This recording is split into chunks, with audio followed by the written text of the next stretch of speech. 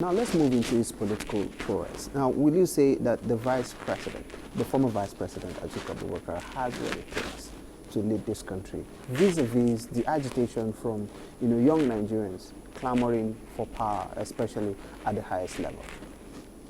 Well, incidentally, some of the young Nigerians who want to be president now, they happen to be my friends. Like the owner of Ben TV.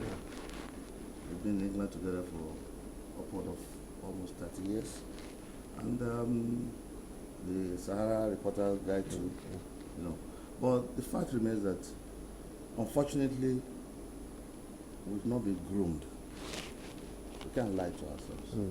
Before David Cameron, at 44, we become prime minister. At age 18, when he was A-levels guy, he was already in politics. So by the time you have 10 years, 20 years, most of our politicians today, how many of them have the training, the tutelage? That's what I'm saying. Because most of us grew up during military military regimes or junta. So that is a problem. So it takes, politics is not about win-win-win. Politics is about win-lose-win. It's about disagreement to agree. But most people go into politics thinking that, oh, that's where we get the payload of money, or that's how we have power, we want to drive in convoy and things like that. Politics is about understanding, it's about making provision, it's about stewardship, it's about service, it's about mentorship. But how many people have been groomed? The former vice president was more or less a student of the late Shehu Yaradua. Remember those who fought for this democracy we are enjoying today? Was among them. Fortunately, he died in prison under the Abacha regime. So, and you used to have the People's Democratic Movement, which was a movement led by Shehu Yaradua, handed over to former Vice President Atiku Abubakar. And since then, most of the people you find, whether in the APC, PDP, or whatever today, many of them, the senior ones, were members of that movement. So, and over time, don't forget that the former vice president, as far back as 1998, was governor-elect of Adamawa State.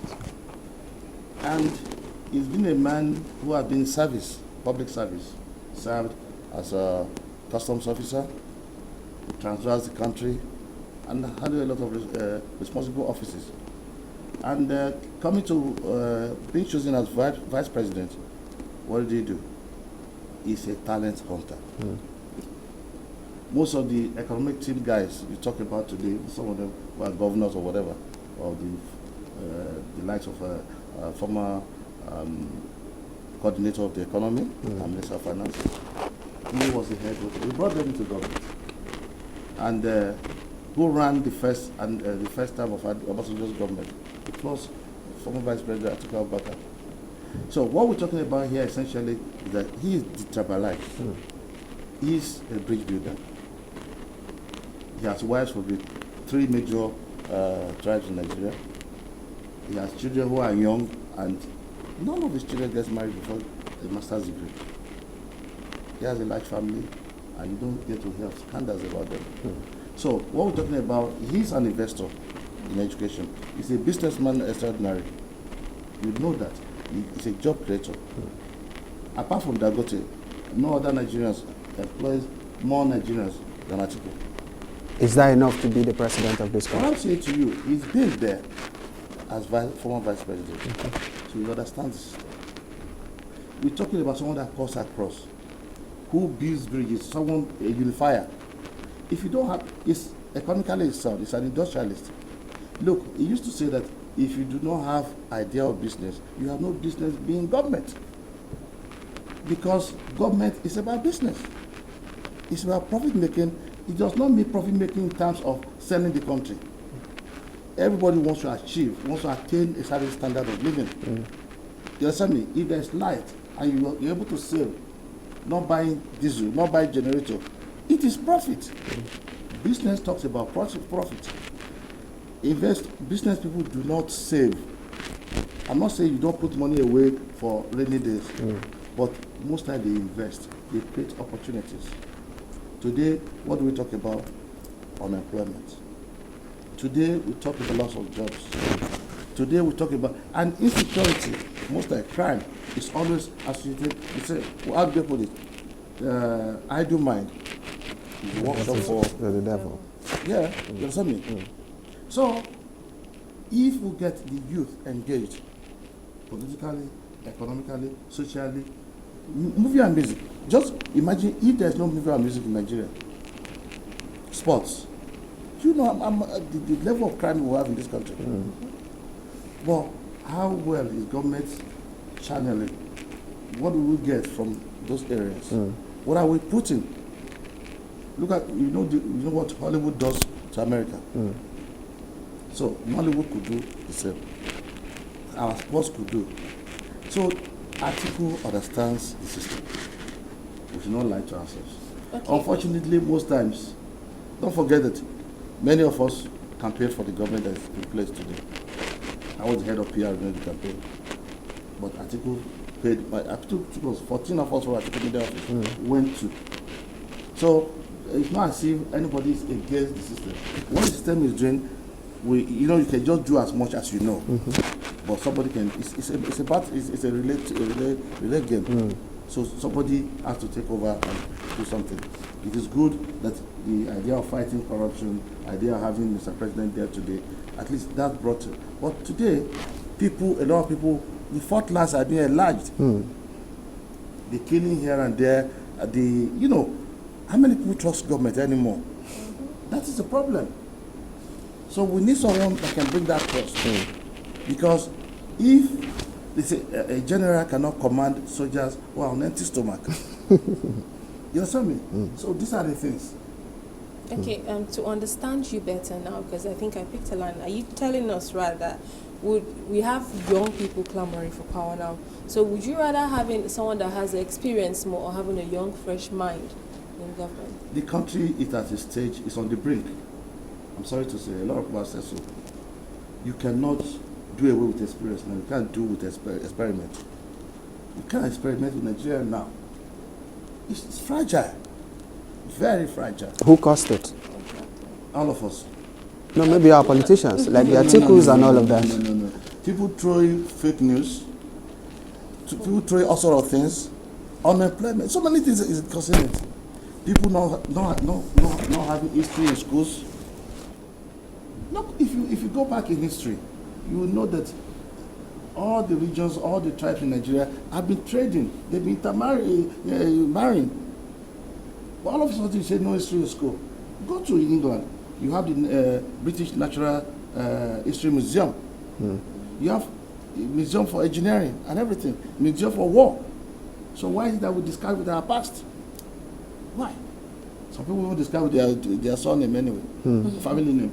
And you cannot create a disconnect and think you want to achieve something good in the future. You must know your past in order for you to adjust your present in order to make a prediction for the future. That's history. So what we say essentially is that it is no time for blame game. It is no time for that.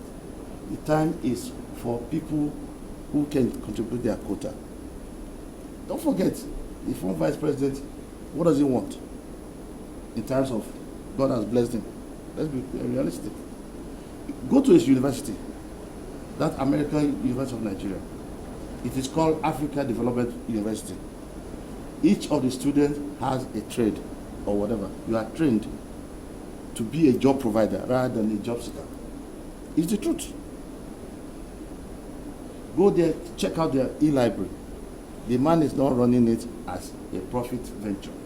Yeah, but the question that will come to mind is that how many poor Nigerians on the street can afford to go to that school? That is what we're talking about. Yes. See, you make a lot of sense what you're talking about. I saw a friend whose 2-year-old son had to go to school, kindergarten, so to say, and he paid 130,000 naira. Meanwhile, the university in my village, people are protesting because they pay 45,000. Now it's been raised to 175, and the university was shut down. So, what we have done to ourselves, which is not good, is that some people somewhere, I'm not saying this administration or the one before, I think it started under the military, an attempt to de-educate Nigerians. Because you can only fight oppression with mental ability, intellectual capacity. So that was done. That was why you saw how the NUJ was infiltrated. The NBA was infiltrated. The NANS, Nigerian Association, National Association of Nigerian Students, infiltrated. So today, those who should use their mental ability or capability to fight for people, you know, that everything has been diluted. And now that's why when we went to university when they used to publish names in newspapers, we don't know anybody. Not seriously speaking. So that was not like Expo. So what we're saying essentially is that we should not blame ourselves now. Rome was not built in a day, and like one other guy said somewhere, Rome was not destroyed in a day as well. So let us forget about what has gone wrong or what is likely to go wrong. Let us all work together. Let's roll up our sleeves, till the soil. We can get something good out of it.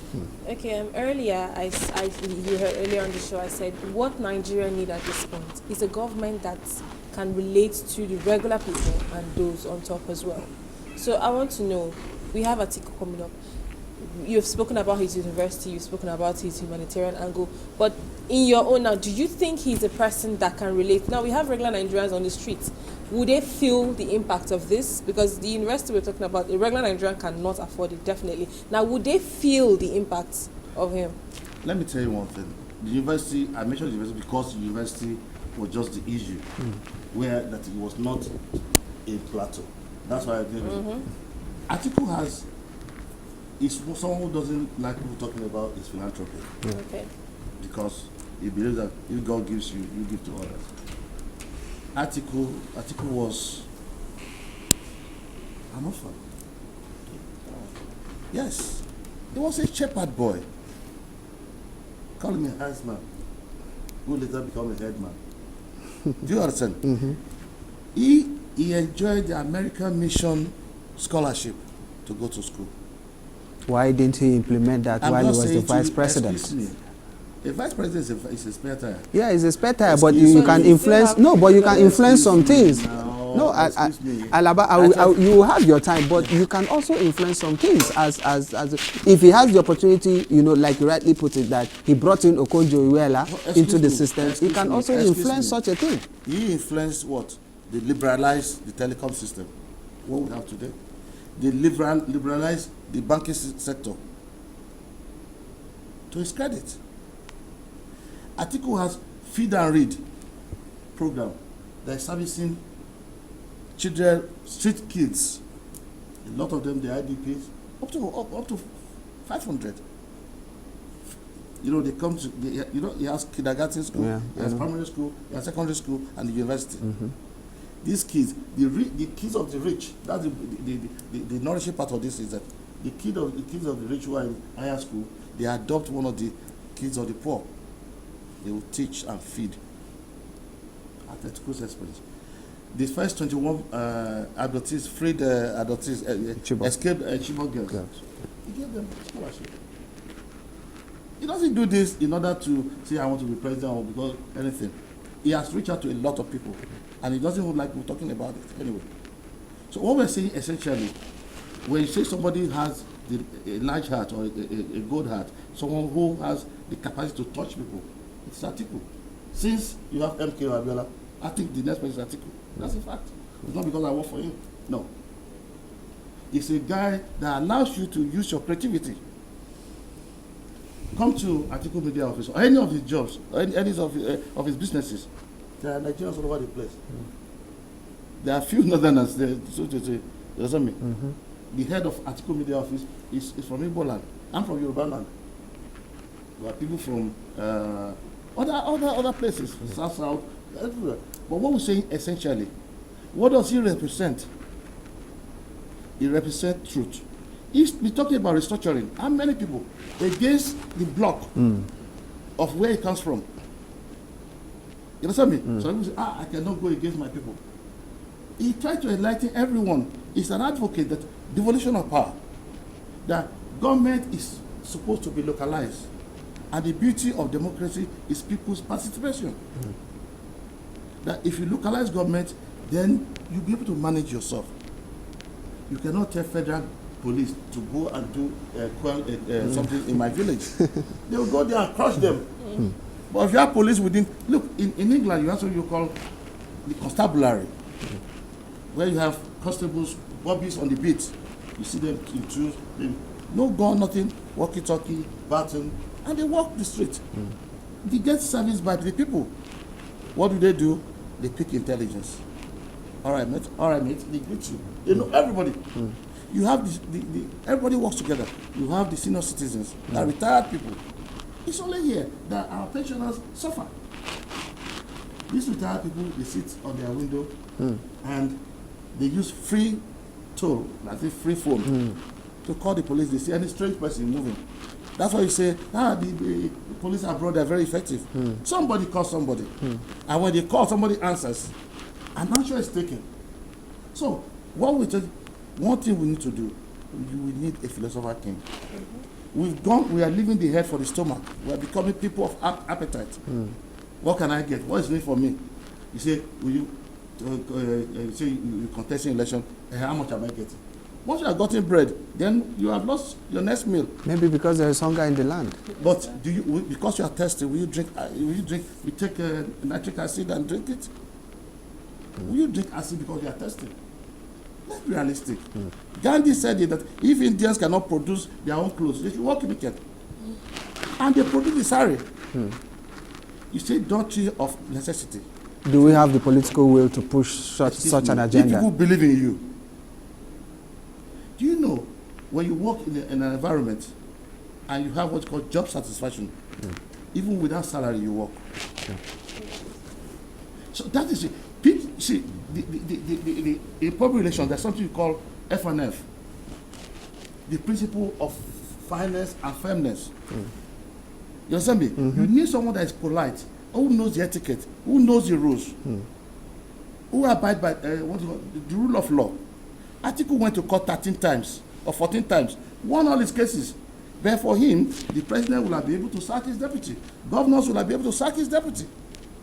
Atiku is a defender of democracy. A lot of people don't know this because he's not a guy that makes noise. Nice. Every year, Atiku opens a new business that employs people. The new one now is the chicken cottage. Who work there? Young people. He has, when we're talking about grazing, not grazing, Atiku has livestock feeding a company called Ricogado. Atiku has beverages, Adama beverages that produce the Faro water and the rest. Atiku has interest. So people talk about Atiku. Don't forget, Atiku was the same man that intercepted the 43 suitcases in those days, or 53 suitcases. I don't know how many of you know about it.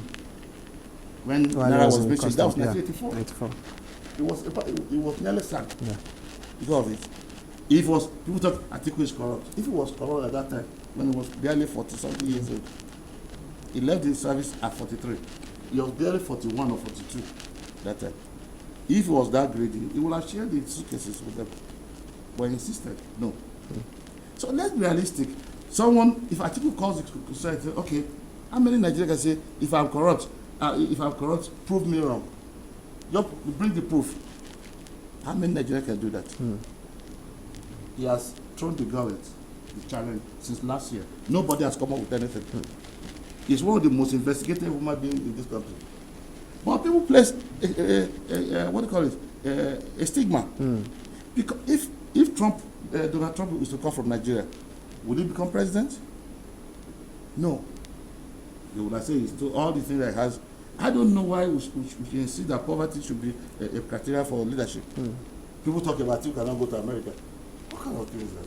It's laughable. Yeah, it's laughable. But do you have a contrary view? Excuse me. Yeah. Donald Trump, which country did you go to become American president? I'm only asking you. How does that become a criteria? We chase shadows. We chase shadows. you understand me? We just charge those here. If he becomes president of Nigeria today, America will call him. That is where Nigeria goes. That's the system. And if not, he cannot travel to America. See, if is Interpol looking for him, has he committed any offense? Visa procedure could be denied to anyone. Even as a former vice president. It doesn't matter. Was visa not? Then where's the place of your diplomatic passport? Excuse me. When the mayor of London said for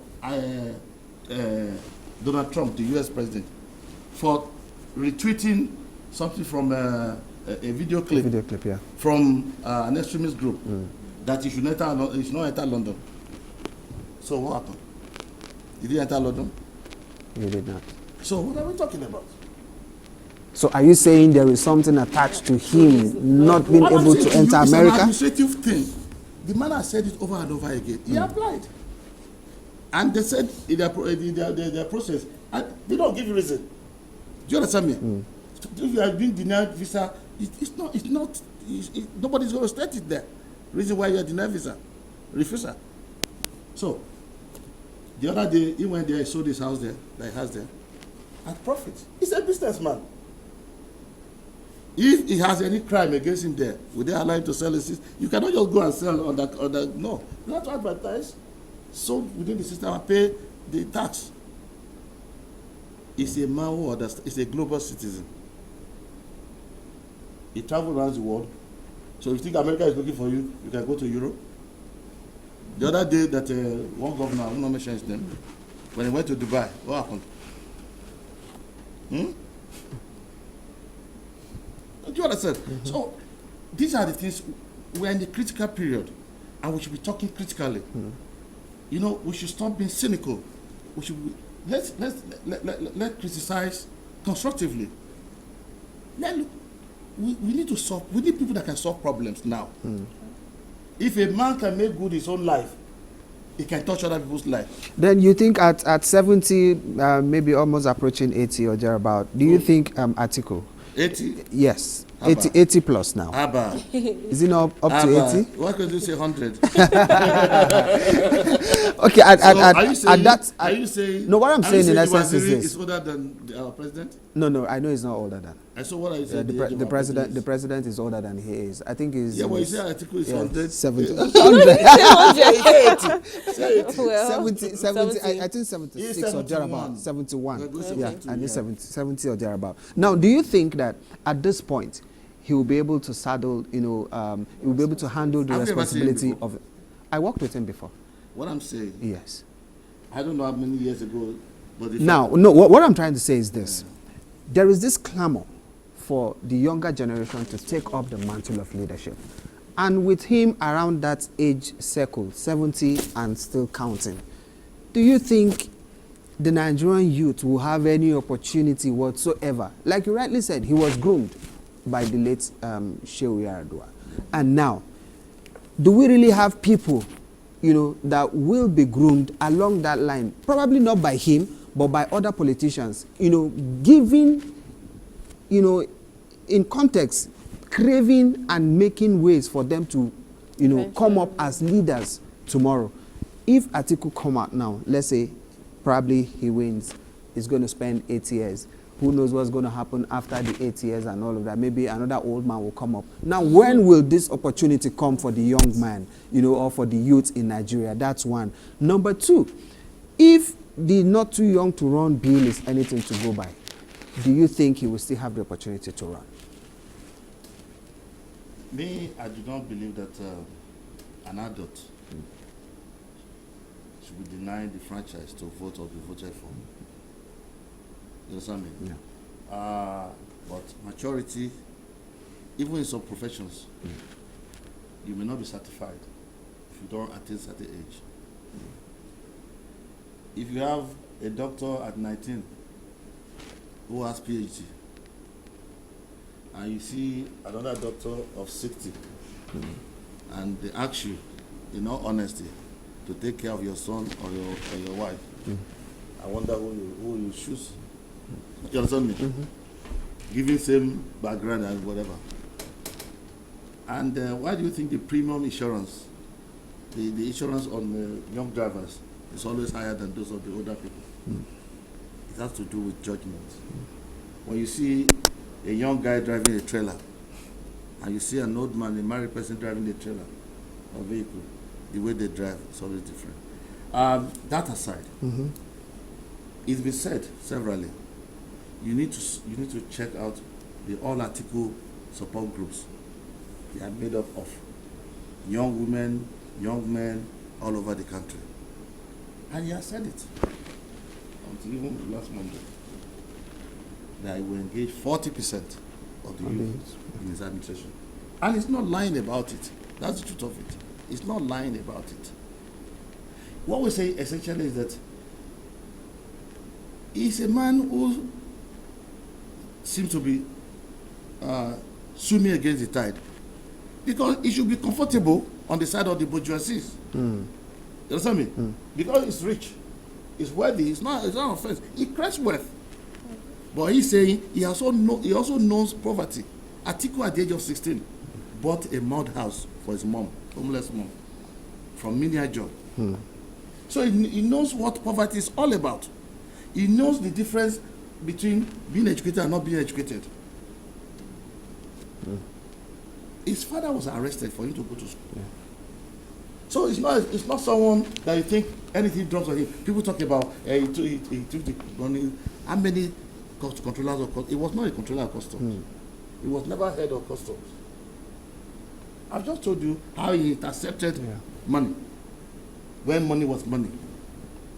And instead of being caught on the wrong side of the law, he was the one fighting that rule of law should take place. Why would Atiku be saying, let us devolve government, let there be restructuring? Before it became a culture, and which should be a culture for the future, restructuring is the culture for the future. Because if you restructure, if you're the more the naira what do you call it? The difference between the value and the dollar or whatever. As you pay a mortgage of £1,000 in England, and your salary you are suddenly earning half of your salary, what will you do?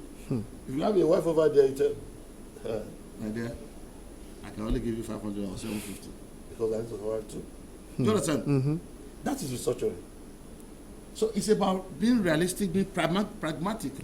Atiku is dynamic. Atiku is dynamic, and it is high time. Every Nigerian, it's not just about who becomes the president. Do you know your councillor? Do you know the chairman of your local government? What are they doing?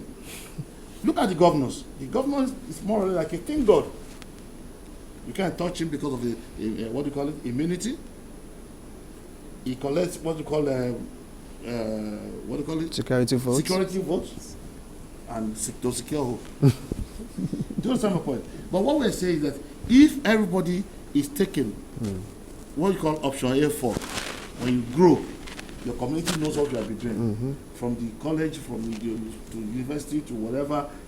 So if you grow up like that, I just said it. Atiku, as far back as 1998, was already a governor elect. Okay, now, sorry to cut you short now. Like you rightly said, he is, like he said earlier, he's 70 and above, and then we have youth who are clamoring desperately to come into power. Now, if he's the kind of person he says he is, humanitarian, wants to involve youth and all of that, don't you think he should just like give the youth, like a young person, an opportunity? Because do you think at his age he will be able to saddle the responsibility of the country? I mean, we need fresh minds out there. Let me tell you one thing, which is quite clear. I'm not youth anymore. I'm 58. You can still choose to be youth at I'm not the kind of people who play with the youth. I have kids who have a accountant child, I have a mechanical engineer son. Oh. So, yeah, I have the people that are grown up. My daughter is almost 28, so I'm not youth. What I'm saying here is that experience counts. It's not every politician or that politician in this country that's open-minded as Atiku, that could listen to you, you talk to him. Some people look at you even when you're over 40. I remember some guys telling us that time, diaspora, you don't vote, you can't be talking about politics. You understand me? Yeah. So that elders are talking here. It's a cultural thing. The enthusiasm does not win the race. Enthusiasm, seriously. You must be able to separate need from greed. You understand me? What is achievable? You understand me? When you do your smart analysis, say, okay, you are specific, you want to be president. Measure it. What do you have the wherewithal? Even the Mr. President complained about the kind of fee they charge for tickets. 27 million in some parties. Maybe in some parties it will be more. Now that the naira has gone down, maybe now we'll be asking for 100 million, whatever millions. But what we say essentially is the young ones. Nobody stops anybody from contesting. Do the right thing you want to do. In the UK, for instance, there are some parties that have only one member of parliament, just one member, and nobody can take it from them in their constituency. You that you want to be president, what is your antecedent? Do you get my point? Yeah. That is the thing. I've seen a situation where Ghanifa, I mean, God bless him wherever he is now. You know how popular Ghanifa is. When he didn't get the Senior Advocate of Nigeria, SAM, they call him SAM, Senior Advocate of the Masses. When he started his party, the Conscience Party, when he contested as president, he got 2,000 votes. Our dear sister, Doctor, you know her. Yeah. How many votes did you get? One. Isn't one? Yeah, that's what. Do you understand me? And you know the population of women in this country. Yes.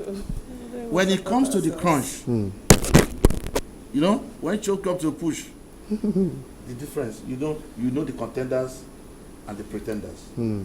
That's the bottom line.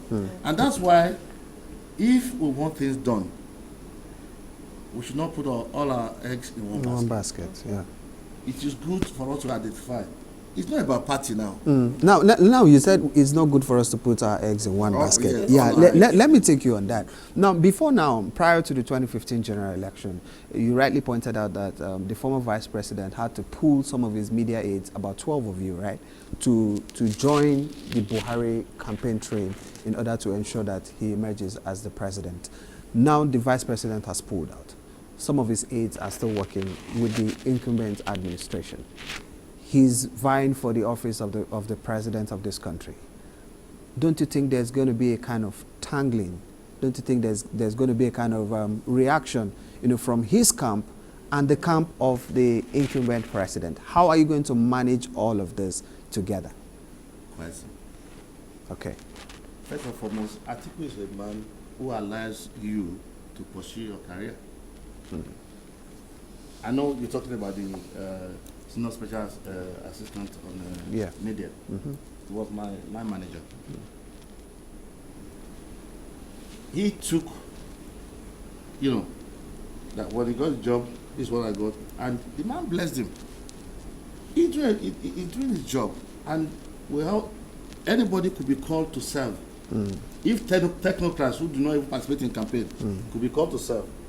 So what's the difference if someone who participated in the campaign is called to serve? You understand me? You're serving the nation, you're not serving any person. So there are no camps.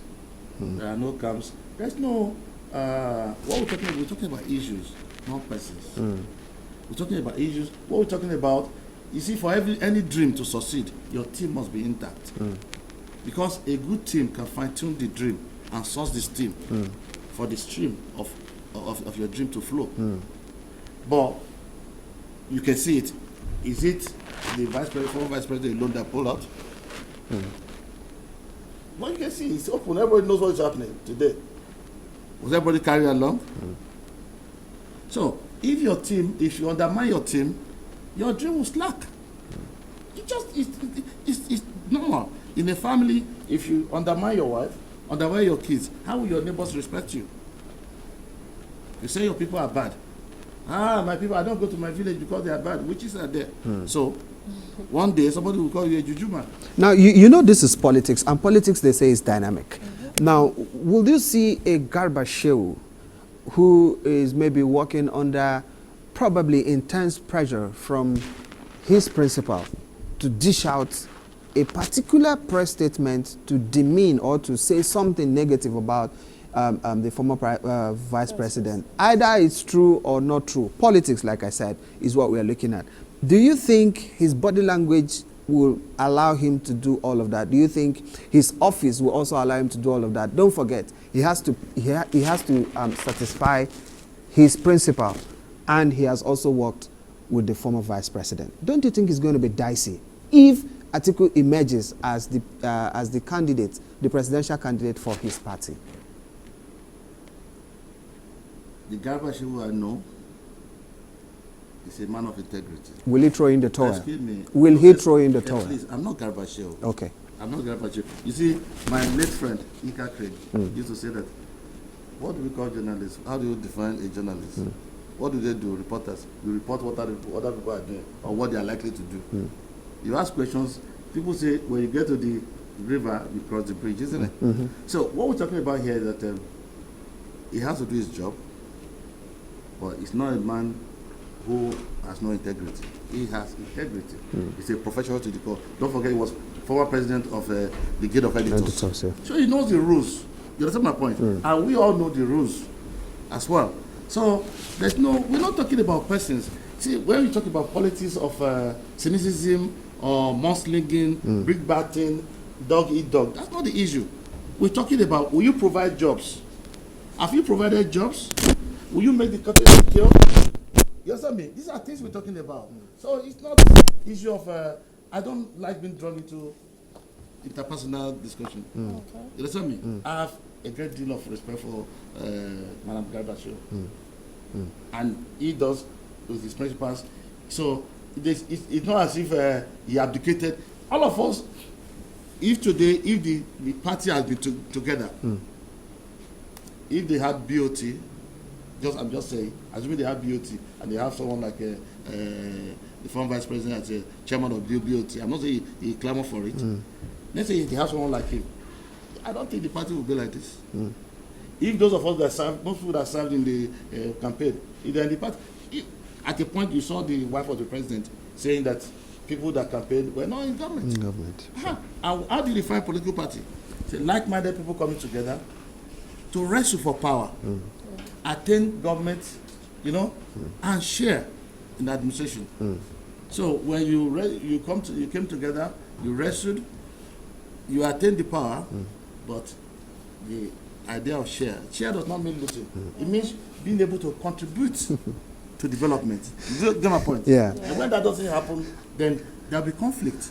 And that's what population talks about, creation of understanding. And when such things happen, if there's crisis, you also manage it. Yeah, Alaba Yusuf, let me cut you short there because of our time. We will definitely want you to come back so that we can actually talk some more, on the big fish called Atiku Abubakar. Either we like it or not, he is a big fish, and we will still keep talking about him because of what he has done for this country so far. But before I let you go, I want to ask you just one question, and I need a yes or no answer.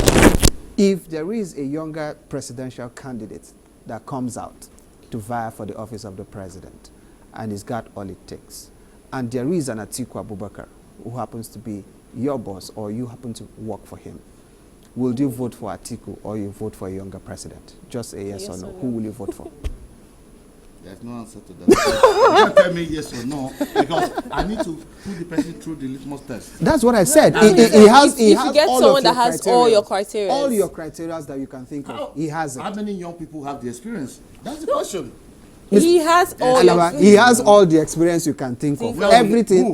No. Just give me that person. No, we're saying that he has if that all person comes out and everything you want to put him, through. Will you rather vote for a younger person or Atiku Abubakar? I understand this country. I know this country. I've not seen that young person that has the experience that Atiku has. Okay. You get my point. So I always go for Atiku. All right, Alaba Yusuf will always go for Atiku Abubakar. Thank you very much for coming on the show. Thank you so very much. Yeah, thank you very much for coming. All right, this is where we'll be calling the show a wrap. We hope we've been able to inform you, especially on issues surrounding politics, tourism, and what is happening in our country, today.